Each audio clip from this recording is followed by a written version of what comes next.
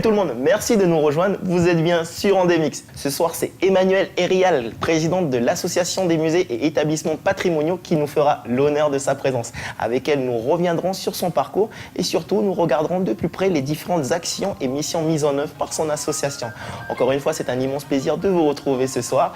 Mais tout de suite, pour bien commencer, on regarde le sommaire. Au sommaire de votre émission, du théâtre avec la pièce Après une si longue nuit. Déméné vous fera découvrir les coulisses du tournage d'un des courts-métrages présentés au Festival du cinéma de la foi en juillet prochain. L'agenda, l'œil du net, mais tout de suite, allons voir ce qui se passe du côté de la FOL.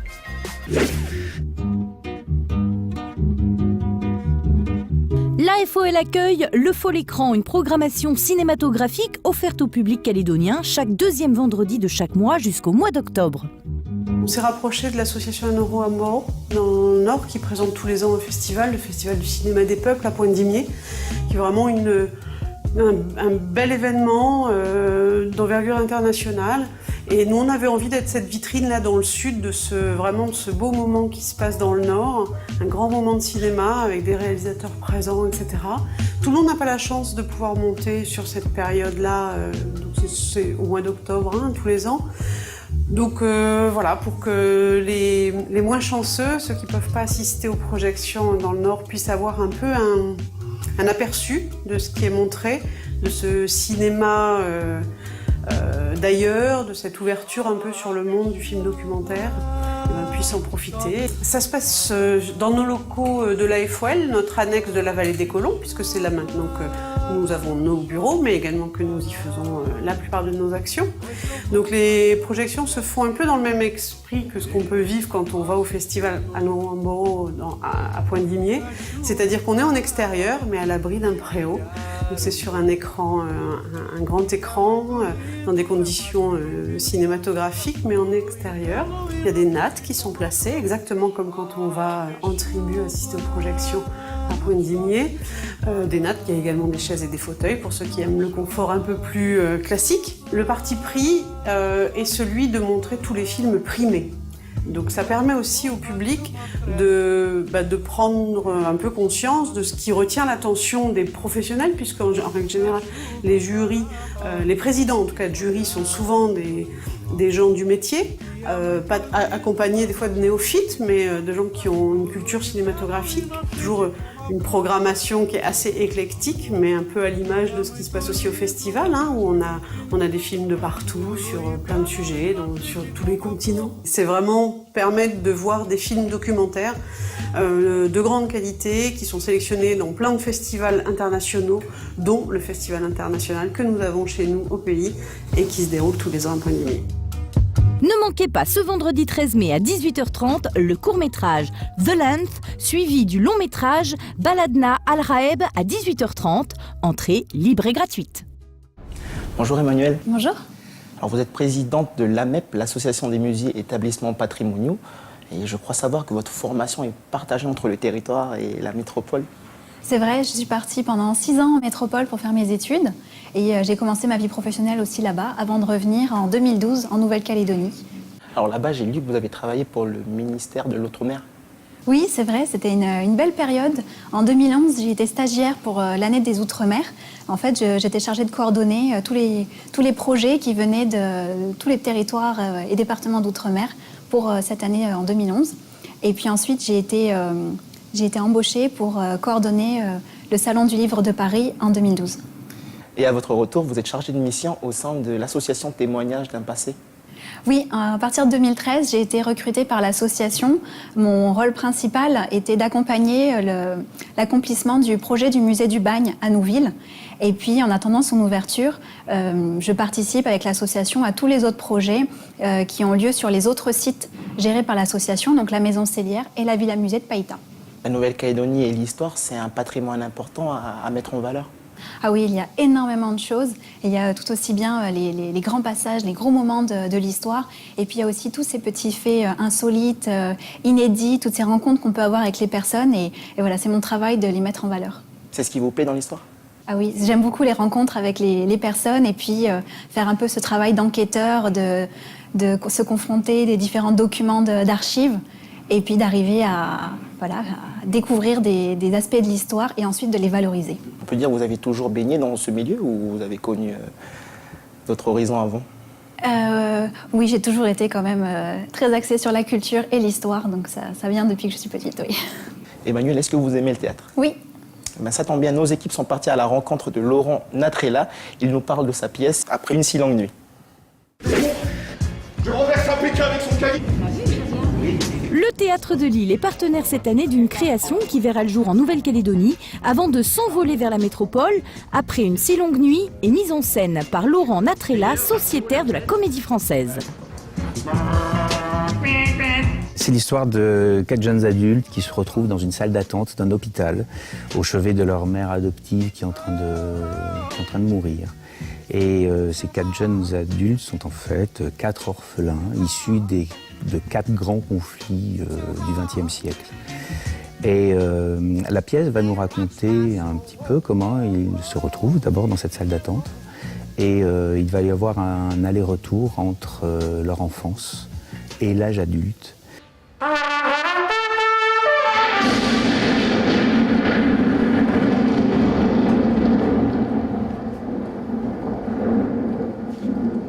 Et on va assister à la construction, la reconstruction de ces orphelins traumatisés par ce qu'ils ont vécu, à leurs doutes, à leur recherche de racines, et puis finalement à la découverte pour chacun des 4 personnages de leur identité. C'est vraiment une pièce qui parle de résilience, qui parle de réparation, de reconstruction, de recherche d'identité, dans une situation de base où ces 4 personnes sont, on va dire, pas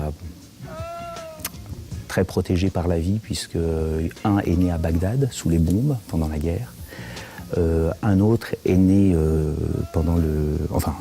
a vécu sa petite enfance pendant le génocide rwandais. Un autre a été abandonné à Paris par une prostituée de Sarajevo. Et la 4e a perdu ses parents dans un attentat à Tel Aviv. Voilà. Alors c'est très noir comme ça quand on décrit tout ça, mais en fait c'est une pièce emplie d'espoir et qui raconte vraiment avec une très belle énergie que portent les acteurs quand on a un point de départ où la vie au départ a été compliquée. Eh bien c'est possible de se retrouver, c'est possible quand même de construire une individualité et d'accomplir une personnalité d'une manière belle, riche et joyeuse. Ah, quand c'est comme ça, il nous dit qu'elles sont impures, il faut pas les toucher. Sors d'ici, ou j'appelle Manou.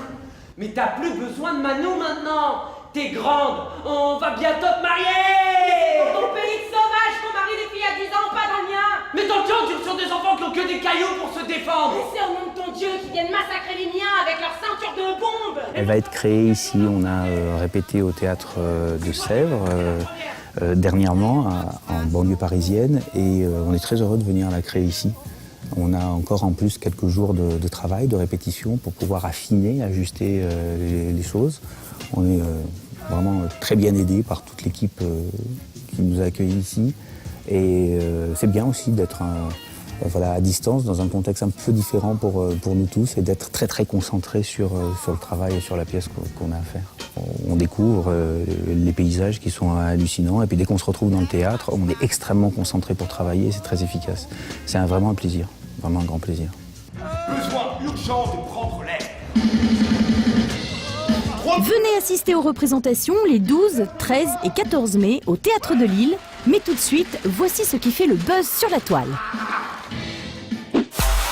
Prenez 21 drones, 16 500 LED et un groupe de musiciens traditionnels japonais jouant du shamisen devant le mont Fuji au Japon et contemplez cette performance de Tsuyoshi Takashiro pour un spectacle époustouflant.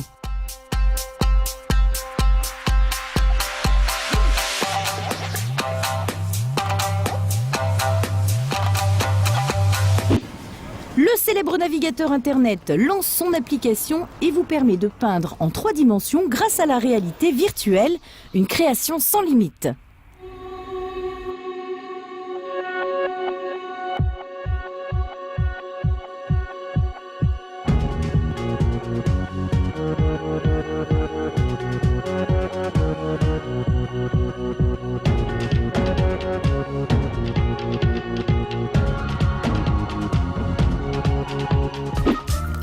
Scenes of Light est une série de photos réalisées par le photographe canadien Éric Paré, mettant en scène sa compagne Kim Henry.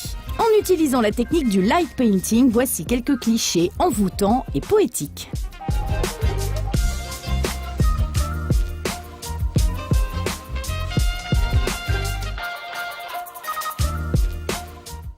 De retour sur Endemix en compagnie de Emmanuelle Hérial, présidente de l'Association des musées et établissements patrimoniaux, et Déméné nous a rejoint. Bonjour Déméné. Bonjour Fabien, bonjour Emmanuel. Bonjour. Qu'est-ce que tu fais parmi nous? Eh bien écoute, j'en avais assez d'être seul et j'ai rarement l'occasion de rencontrer l'invité.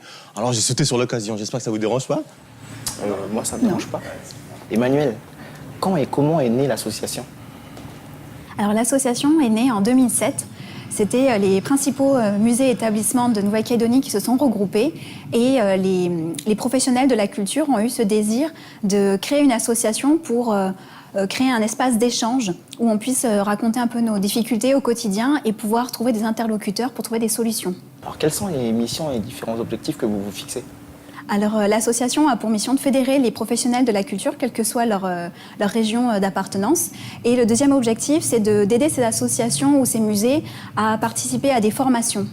On propose également un événement comme la Nuit des musées qui permet à chaque établissement de participer à cette grande manifestation.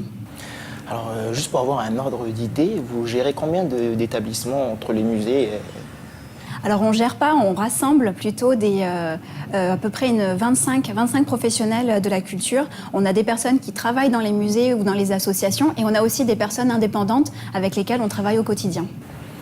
Donc il y a le musée en ville. Oui, alors il y a le musée de Nouvelle-Calédonie, on va avoir les deux musées de la ville, le musée de la Seconde Guerre mondiale, le musée maritime. On parle également du patrimoine naturel, donc on a le parc forestier par exemple, et puis on a les autres associations comme l'association Témoignages d'un passé, on va avoir l'écomusée du Café à Vaud, l'association de Thiébagui, le musée de la mine à Thio. Donc vous voyez, c'est vraiment des établissements de taille et de tailles différentes. Est-ce que vous pouvez me parler de la maison Célière? Je crois savoir que la ville de Nouméa a investi d'importants moyens pour la restauration de cet établissement. Oui, alors c'est au départ l'association Témoignages d'un passé pour laquelle je travaille qui, pendant 20 ans, a incité les institutions à se préoccuper de cette très belle maison coloniale qui se trouve au Faubourg Blanchot. Et la mairie de Nouméa a engagé 130 millions de francs pour la restauration de cet établissement. Et puis finalement, en 2009, elle a pu être ouverte au public et depuis, l'association Témoignages d'un passé assure tout le volet patrimonial. Elle accueille également d'un autre côté la Maison du Livre de Nouvelle-Calédonie. L'ensemble de ces établissements connaissent une bonne affluence? Pour ce qui concerne par exemple les Nuits des musées, on considère qu'il y a à peu près 5000 personnes chaque année qui participent à cet événement. Et quel public vous visez? Alors on vise bien sûr tous les publics. Pour les Nuits des musées, on vise essentiellement un public familial, un public jeune qui a envie de s'amuser, qui a envie de découvrir les musées.